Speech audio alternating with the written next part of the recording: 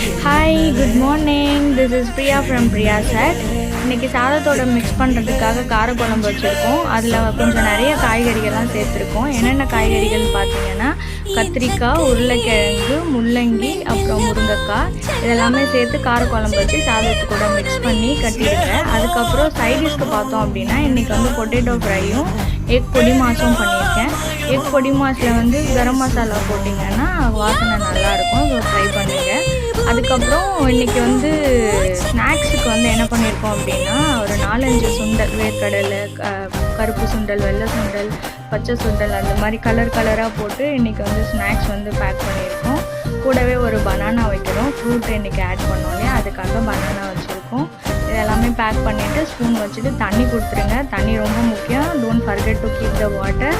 ஏன்னா சம்மர் இல்லையா. By. Thanks for வாட்சிங்.